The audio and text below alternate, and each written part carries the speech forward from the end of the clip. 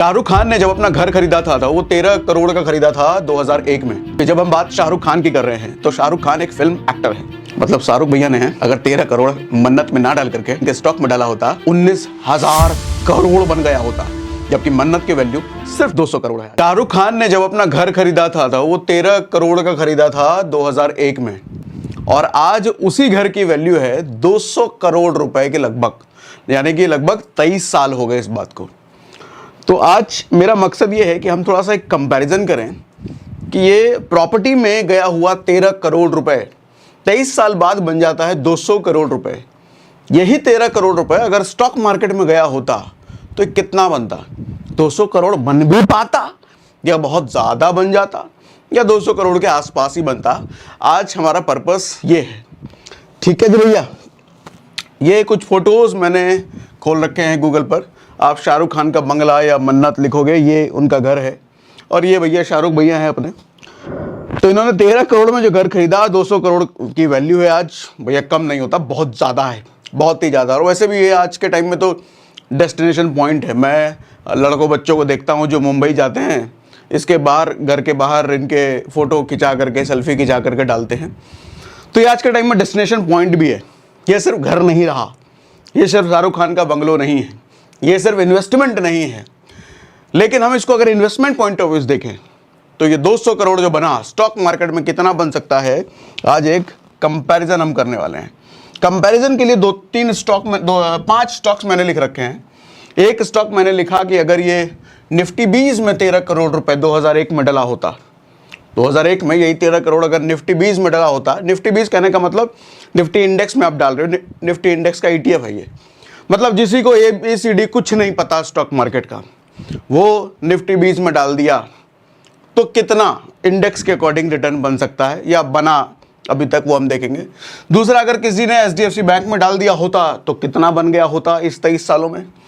उसके बाद बजाज फाइनेंस में अगर किसी ने डाल दिया होता वही 13 करोड़ रुपए 2003 में, तो कितना बन गया होता आज। एशियन पेंट में किसी ने डाल दिया होता तो कितना बन गया होता। और लास्ट में मेरा favourite, all time favourite, Titan. इस टाइटन में अगर वही 13 करोड़ रुपए डले होते तो आज कितना बना होता। आज हमारा पर्पस ये इवैल्यूएशन करना है। अच्छा, इवैल्यूएशन का प्रोसेस समझाते समझाते, सिखाते सिखाते आपको बहुत सारे टूल्स भी समझ में आएंगे जो कि आप कभी भी यूज़ कर सकते हो। परसेंटेज कैलकुलेट करने में, CAGR कैलकुलेट करने में बड़ा आसानी रहेगा आपके लिए समझना, उस तरीके से समझाता हूँ। तो मगर एक बात ध्यान दीजिएगा कि जब हम बात शाहरुख खान की कर रहे हैं तो शाहरुख खान एक फिल्म एक्टर है। बहुत सारे लोग शाहरुख खान की तरह बनना चाहते हैं और बहुत सारे लोग शाहरुख खान की तरह दिखना चाहते हैं। आपको क्या लगता है, दोनों बात ये सेम है? नहीं, दोनों में बहुत फ़र्क है। शाहरुख खान की तरह दिखना, आप हिमानी पाउडर क्रीम लगा के, चश्मा उनकी तरह, कपड़ा जूता पहन करके शाहरुख खान की तरह दिख सकते हो। लेकिन शाहरुख खान की तरह बनना, यानी कि पीछे बहुत सारा हार्डवर्क, बहुत सारा वेल्थ मैनेजमेंट, बहुत सारी चीज़ें जो दुनिया को नहीं दिखती, बहुत सारे ऐसे प्रोसेस से इन्वॉल्व होकर के निखरना जो दुनिया को नहीं पता। तो मैं हमेशा कहता हूँ, अमीर दिखना और अमीर बनने में बहुत फ़र्क होता है। ज़रूरी नहीं कि 50 लाख की गाड़ी में चलता है वो अमीर हो, ज़रूरी नहीं कि जो 1 करोड़ के घर में रहता है वो अमीर हो, और ये भी ज़रूरी नहीं है कि जो हमेशा ब्रांडेड कपड़े पहनता हो वो अमीर हो सकता है ये सारी चीज़ें उसकी EMI पे चल रही हो।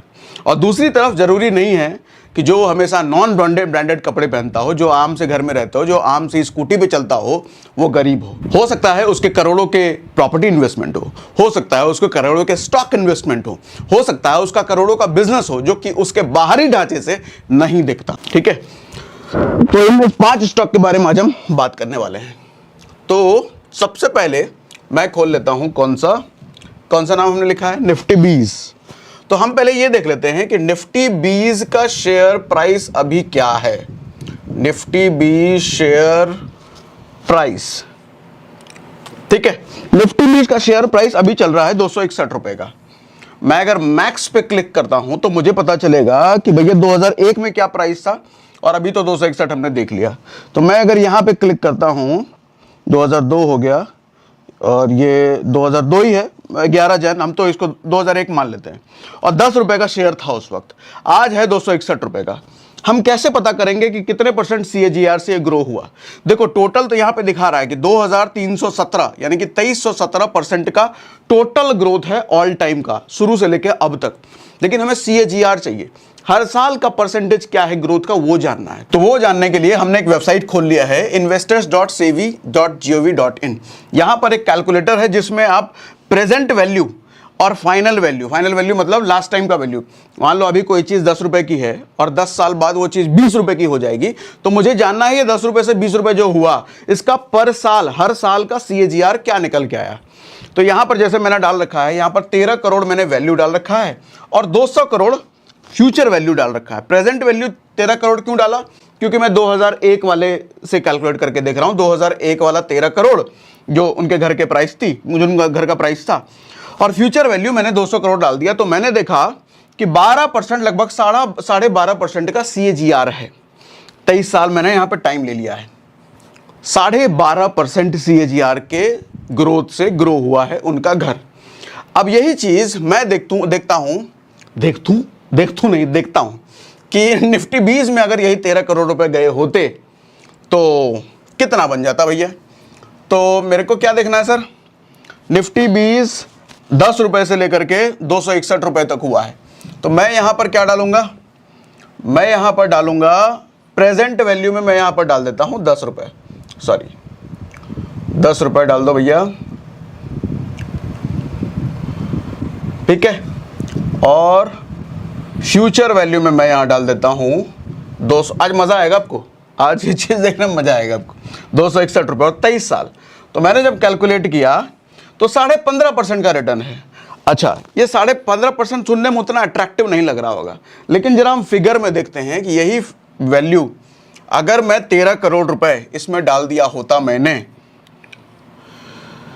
जैसे 13 करोड़ रुपए, इकाई दहाई सैकड़ा हजार 10,000 लाख 10 लाख करोड़ 10 करोड़, 13 करोड़ रुपए मैंने डाले। एक्सपेक्टेड रिटर्न कितना था? 15.62 आया था, सॉरी 15.24। मैं अगर 15.24 डालूं के हिसाब से कितने साल? 23 साल ना। 23 साल में देखो माय फ्यूचर वैल्यू, तो अगर 13 करोड़ रुपए टोटल डिपॉजिट किया होता मैंने, तो 23 साल बाद ये बन जाता सर कितना? 326 करोड़। यानी कि वो घर जो बना है 13 करोड़ का, वो 13 करोड़ का कितना बना? 200 करोड़ बना ना। वो 13 करोड़ का 326 करोड़ बन गया होता अगर सिर्फ गया गुजरा निफ्टी 20 में डाल दिया होता। कोई अपना सेलेक्टेड स्टॉक नहीं है, स्टॉक मार्केट की समझ नहीं है, चलो कोई ETF उठा लिया भैया, इंडेक्स को रिप्रेजेंट करता है, उसमें डाल दिया। क्यों? क्योंकि इंडेक्स में टॉप की 50 कंपनियां हैं, वो तो अपनी स्पीड से ग्रो होंगी, तो उसमें 326 करोड़ रुपए बन जाता। अच्छा, आप में से भी बहुत सारे लोग कहेंगे अरे भैया उस शेरवा में रह थोड़ी सकते हैं, शाहरुख खान तो उस घर में रह रहा है। हाँ आएंगे, उन सब चीजों पर भी आएंगे, लास्ट में आएंगे, ठीक है। तो अगला हम देखते हैं HDFC बैंक में अगर पैसा डला होता वही 13 करोड़ रुपए तो कितना होता? पहले HDFC बैंक का शेयर प्राइस हम देख लेते हैं।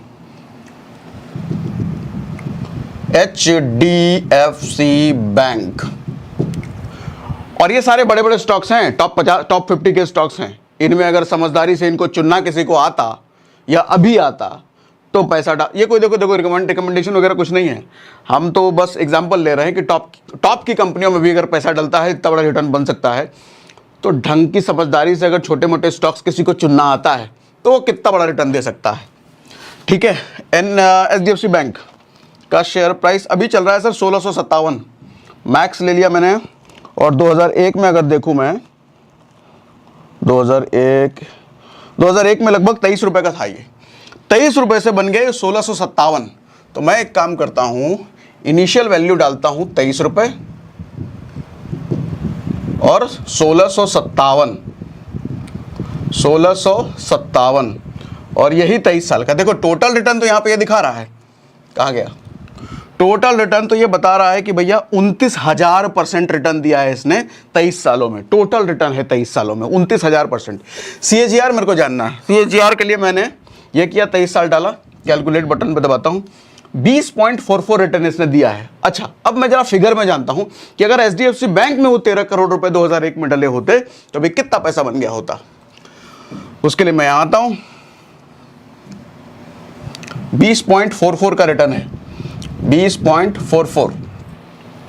वही 13 करोड़ रुपए 2001 में, 20.44 का रिटर्न, 23 साल। कहाँ गया भैया सर? यहां तो गजब हो गया, 923 करोड़ बन जाते। वो घर 200 करोड़ का है, अभी 13 करोड़ का 200 करोड़ बने, लेकिन एचडीएफसी के शेयर में गए होते पैसे तो 923 करोड़ बन गए होते, है ना मजेदार। अभी और खेल दिखाता हूं, अगला भी चुनते हैं। बजाज फाइनेंस जरा चुन के हम देखते हैं, बजाज फाइनेंस की क्या कीमत है।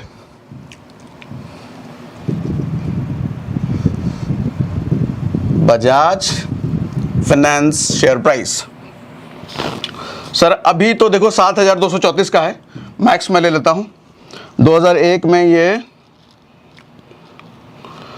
2001 में कुछ 4 रुपए के आसपास का था, 4 रुपए से 7,234 बना है ये।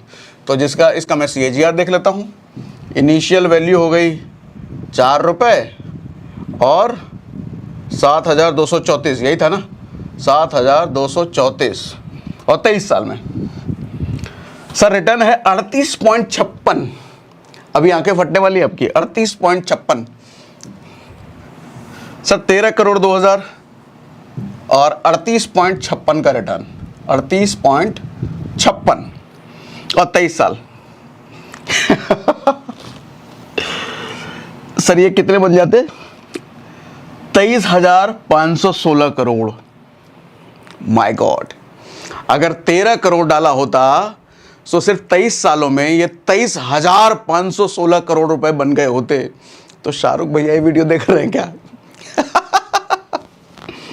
23,516 करोड़, सही समझ रहे हैं ना? 23,516 करोड़। खैर चलो अगला और देखते हैं। मैंने देखो सीक्वेंस में नहीं लिखा, कौन ज्यादा कौन कम बनेगा मुझे नहीं पता। एशियन पेंट का एक बार देखते हैं। एशियन पेंट कहाँ गया? ये रहा, एशियन पेंट शेयर प्राइस अब ले लेते हैं।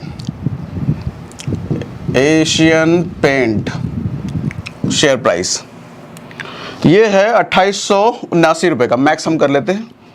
और 2001 का अगर हम देखें तो 2001 में ये तकरीबन 16 रुपये का था और 2800 रुपये का आज है। 16 और 28 हम राउंड फिगर में ले लेते हैं। इनिशियल वैल्यूज़ की 16 रुपये, और उम्मीद करता हूँ आपको सीखने को ही मिल रहा होगा। और कितना हुआ? 2800 रुपये, सीधा 2800 ही लिखते हैं, 2800। ठीक है, 23 साल। इसने रिटर्न दिया है 25.18, कम दिया है, कम नहीं है ये, उससे कम है, 25.18। तो 25.18 के हिसाब से हम यहाँ वैल्यू चेंज कर देते हैं, 25.18। ठीक है, 13 करोड़ 25.18 के हिसाब से 23 साल में कितना? 2000, इनके 2200 करोड़ रुपए बन गए होते। 2200 करोड़ रुपए अगर वो घर ना खरीद करके शाहरुख भैया इस स्टॉक में पैसा डालते हैं। अब मेरा फेवरेट जरा टाइटन की बात कर लेते हैं। टाइटनवा अगला क्या है? टाइटन में है ना, Titan Titan Titan Titan share price क्या है अभी?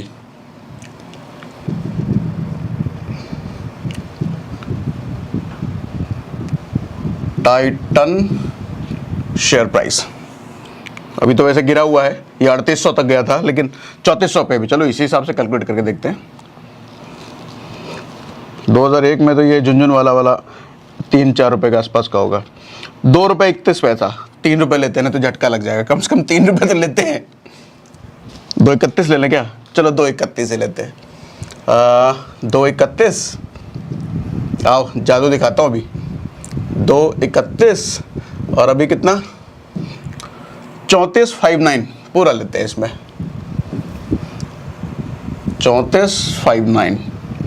दिल थाम के बैठिए दोस्तों 3459। तो रिटर्न जो परसेंटेज है 37.42, 37.42 हम डाल देते हैं इसमें, 37.42 future value. Oh my God, ये कितना है? 19,000 करोड़। मतलब शाहरुख भैया ने अगर 13 करोड़ मन्नत में ना डाल करके टाइटन के स्टॉक में डाला होता तो आज 19,000 करोड़ बन गया होता, जबकि मन्नत की वैल्यू सिर्फ 200 करोड़ है आज। Oh my God, oh my God. चलो, ये क्यों कर रहा हूं मैं, ये फालतू का काम? देखो, ये करने का पर्पस मेरा ये है कि मैं थोड़ा स्टॉक मार्केट की पावर आपको समझा पाऊँ।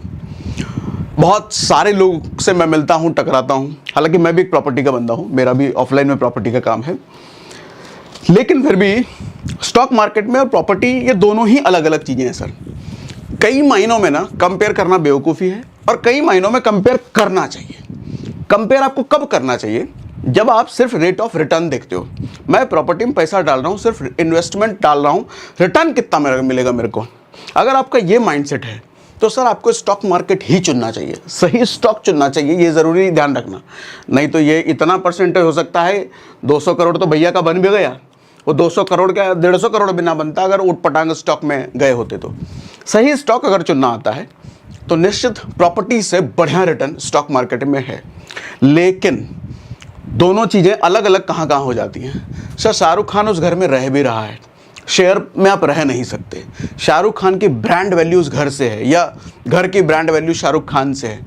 आज लोग वहाँ पर सेल्फी खिंचाते हैं तो शाहरुख खान की पब्लिसिटी बढ़ रही है। शेयर के पास सेल्फी खिंचाने का ऑप्शन नहीं है, ठीक है, पूरा परिवार वहाँ पे रहता है। प्लस प्रॉपर्टी भी अप्रिशिएट होती है धीरे धीरे, लेकिन अप्रिशिएशन का दर हमने देख लिया कि 12.5% के आसपास का था, जबकि हम स्टॉक्स में देख रहे हैं 40%, 38%, 35% का ग्रोथ रेट है।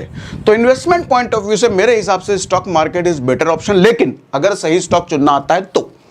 लेकिन अगर दूसरे एस्पेक्ट्स आप देखो, रहने के पॉइंट ऑफ व्यू से, इमोशनल पॉइंट ऑफ व्यू से, अपना घर होना चाहिए, अपना लग्जरी घर होना चाहिए, ये सब अगर इमोशनल वैल्यूज हैं तो इसका रिप्लेसमेंट घर का तो कभी स्टॉक मार्केट हो ही नहीं सकता, हो ही नहीं सकता ना। घर के साथ आदमी का इमोशन जुड़ा होता है, स्टॉक के साथ इमोशन नहीं होता, ठीक है। तो घर के साथ कई बार आदमी लॉस में भी करने को तैयार रहता है, चल अपनी जेब से पैसा जा रहा है कोई दिक्कत नहीं है, लेकिन अपना घर तो बड़ा हो रहा है ना, ठीक है, वो वाली फीलिंग भी कई बार होती है। तो उनका फिर कोई कंपैरिजन नहीं है अगर वो सारी फीलिंग्स हैं।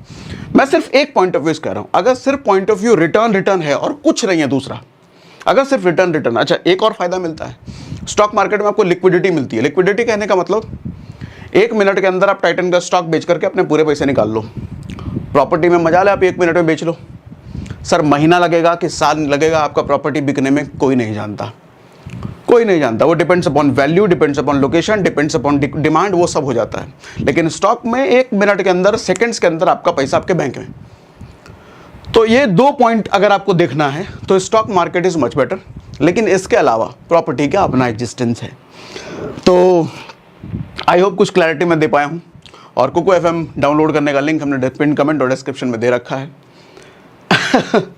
एक डिटेल वीडियो करने का मैं सोच रहा हूँ प्रॉपर्टी पर, हालांकि एक फ्लैट और प्लॉट पर मैंने कंपैरिजन किया हुआ एक वीडियो में। प्रॉपर्टी खरीदे या रेंट पे रहे, ऐसा कुछ टाइटल था, मुझे नहीं याद है, आप ढूंढ लेना यूट्यूब पर मिल जाएगा। लेकिन एक डिटेल कंपैरिजन मैं करने का सोच रहा हूँ स्टॉक मार्केट के शेयर्स पर और प्रॉपर्टी पर, और उसमें प्लॉट भी इंक्लूड करूँ। तो आप बताएं अगर आपको चाहिए तो डिटेल, उसमें इमोशनल पहलू भी रखने का सोच रहा हूँ मैं, और फाइनेंशियल पहलू भी रखने का सोच रहा हूँ, दोनों रख के पूरा वीडियो करने का सोच रहा हूँ। आप बताना अगर आपको चाहिए तो।